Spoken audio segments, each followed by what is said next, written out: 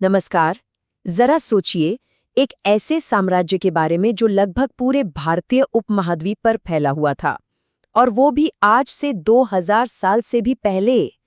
ये था मौर्य साम्राज्य, जिसे भारत का पहला सच्चा साम्राज्य भी कहा जाता है।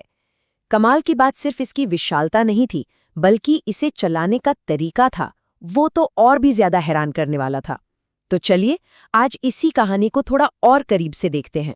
तो सबसे बड़ा सवाल तो यही है कि आखिर ये सब मुमकिन कैसे हुआ। बिना आज की टेक्नोलॉजी के पाटलिपुत्र में बैठा एक सम्राट हजारों किलोमीटर दूर तक फैले इलाकों पर कंट्रोल कैसे रखता था। चलिए, इस कमाल के सिस्टम की एक एक परत को खोलते हैं। इसे समझने के लिए हम 3 खास चीजों पर फोकस करेंगे। पहला, उनका जबरदस्त एडमिनिस्ट्रेटिव सिस्टम। दूसरा, उनके जासूसों का नेटवर्क जो हर जगह मौजूद था। और तीसरा, उनका आर्ट, जो सिर्फ खूबसूरत नहीं था बल्कि पावर का एक स्टेटमेंट था। तो चलिए शुरुआत करते हैं उस चीज से जो इस पूरे साम्राज्य की रीढ़ की हड्डी थी, यानी उनका प्रशासन और उनका खुफिया तंत्र। देखिए, हर बड़े सिस्टम के दिल में एक कोर टीम होती है ना? मौर्यों के लिए ये थे तीर्थ।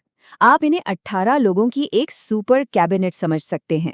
इसमें प्रधानमंत्री से लेकर वित्त मंत्री तक सब शामिल थे। असल में यही वो दिमाग थे जो पूरे साम्राज्य को चला रहे थे। अब जाहिर है, इतने बड़े साम्राज्य को सिर्फ एक जगह से चलाना तो नामुमकिन था। इसलिए इसे 5 बड़े प्रांतों में बांटा गया था। उत्तर में तक्षशिला से लेकर दक्षिण में सुवर्णगिरी तक। और एक दिलचस्प बात ये थी कि सत्ता परिवार में ही रहे, इसके लिए अक्सर राजकुमारों को ही इन प्रांतों का गवर्नर बना दिया जाता था। और बात सिर्फ एडमिनिस्ट्रेशन की नहीं थी, उनका जस्टिस सिस्टम भी काफी एडवांस था। 2 तरह की अदालतें थीं। एक धर्मस्थीय, जो आज के सिविल कोर्ट की तरह लोगों के आपसी झगड़े सुलझाती थी, और दूसरी कंटक शोधन यानी क्रिमिनल कोर्ट, जो राज्य के खिलाफ होने वाले अपराधों को देखती थी। इससे पता चलता है कि उनके लिए कानून का राज कितना जरूरी था। लेकिन हर ताकतवर शासक ये जानता है कि असली कंट्रोल तो जानकारी से आता है। और यहीं पर एंट्री होती है मौर्यों के सीक्रेट वेपन की, उनके जासूस, जिन्हें गूढ़ पुरुष कहा जाता था। सही मायनों में ये साम्राज्य की आंखें और कान थे, जो हर कोने से खबरें सीधे सम्राट तक पहुंचाते थे। और ये कोई मामूली नेटवर्क नहीं था। इसमें भी 2 तरह के जासूस थे। एक संस्था, यानी वो एजेंट्स जो एक ही जगह पर रहकर आम लोगों के बीच में रहकर जानकारी निकालते थे। और दूसरे थे संचार, ये ट्रैवलिंग एजेंट्स थे जो लगातार घूमते रहते थे और इन्फॉर्मेशन को एक जगह से दूसरी जगह ले जाते थे। अच्छा, तो ये तो हो गई राजकाज की बात।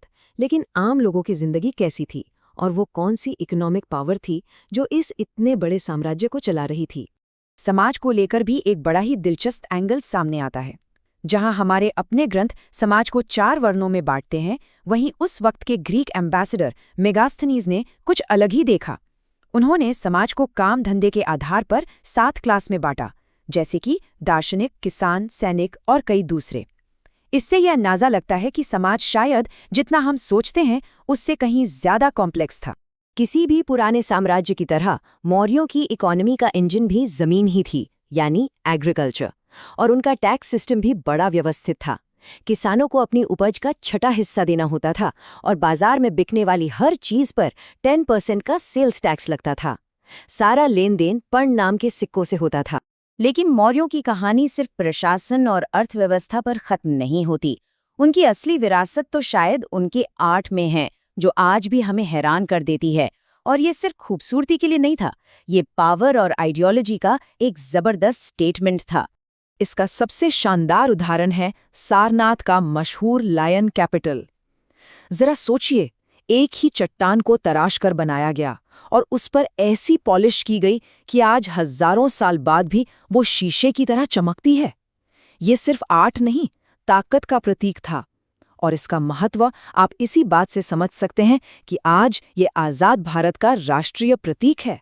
इसके अलावा उन्होंने बड़े बड़े स्तूप बनवाए, जैसे सांची का मशहूर स्तूप। ये असल में ईंटों के बने हुए विशाल गुंबद थे, जिनके चारों ओर बेहद खूबसूरत दरवाजे होते थे, जिन्हें तोरण कहा जाता था। ये बौद्ध धर्म के बहुत ही महत्वपूर्ण केंद्र बन गए थे।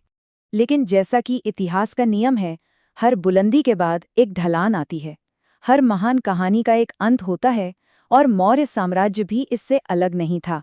तो करीब 137 साल तक राज करने के बाद 187 ईसा पूर्व में इस कहानी का अंत हो गया। आखिरी मौर्य सम्राट बृहद्रथ की हत्या उन्हीं के सेनापति पुष्यमित्र शुंग ने कर दी, और बस इसी के साथ भारत का पहला महान साम्राज्य इतिहास के पन्नों में दर्ज हो गया। तो आखिर ऐसा हुआ क्यों? इतना बड़ा साम्राज्य गिरा कैसे? देखिए, इसका कोई एक सीधा जवाब नहीं है। कई चीजें एक साथ हुईं। अशोक के बाद उतने मजबूत राजा नहीं आए। पूरा सिस्टम एक ताकतवर राजा पर इतना निर्भर था कि उसके बिना ये बिखर गया। कुछ लोग ये भी मानते हैं कि अशोक की शांति वाली नीतियों ने सेना को कमजोर कर दिया था। ऊपर से खजाना भी खाली हो रहा था। तो ये कई समस्याओं का मिला-जुला नतीजा था। तो मौर्य साम्राज्य तो खत्म हो गया, लेकिन क्या उसकी विरासत भी खत्म हो गई? शायद नहीं, क्योंकि वो एक आइडिया छोड़ गए। इतने बड़े, इतने विविध देश को एक साथ जोड़ने का आइडिया। सारनाथ का वही लाइन कैपिटल आज हमारा राष्ट्रीय प्रतीक है, हमारी पहचान का हिस्सा है। तो आखिरी सवाल ये है कि क्या साम्राज्य सच में कभी मरते हैं, या फिर वो बस अपना रूप बदलकर हमारे बीच आज भी जिंदा रहते हैं?